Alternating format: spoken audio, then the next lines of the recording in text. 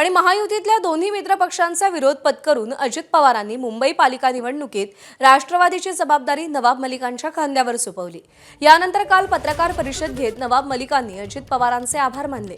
काहींनी विरोध केला असता अजित पवार ठामपणे पाठीशी उभे राहिल्याचं त्यांनी सांगितलं आणि यावेळी बोलताना राष्ट्रवादीशिवाय महायुतीचा महापौर होऊच शकत नाही असा विश्वासही त्यांनी व्यक्त केलाय।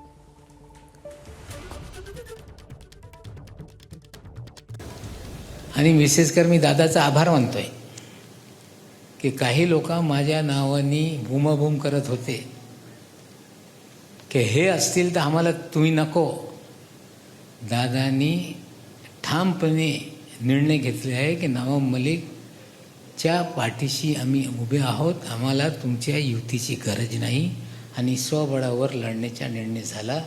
त्याबद्दल मी अजित पवार साहेबांचा आभार मानतो। आम्हाला अपेक्षा आहे की आयोग याच्याकडे आज जे आम्ही पत्र देणार त्याच्याकडे ते गंभीरतेने त्या पत्राला घेतील आणि निश्चित रूपाने या निवडणुकीमध्ये आम्हाला अपेक्षा आहे की मुंबईमध्ये आमच्याशिवाय महापौर होऊ शकत नाही, ही सत्य परिस्थिती आहे। एका उमेदवाराच्या फॉर्मबद्दल 10:30 वाजता निवडणूक निर्णय अधिकारी निर्णय घेत आहे आणि तो उमेदवार बेकायदेशीर बांधकाम त्यांनी केलेलं आहे, त्याचे पुरावे सादर केल्यानंतरही त्याच्या अर्ज बाद करत नाही, म्हणजे हे कुठेतरी कायद्याचं उल्लंघन करण्यात आलेलं आहे।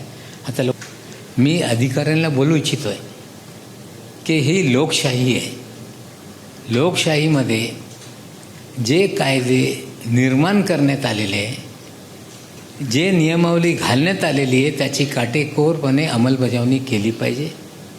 या 3 वार्डाच्या बाबतीत कोर्टात आम्ही जाऊ। एबीपी माझा, उघडा डोळे बघा नीट।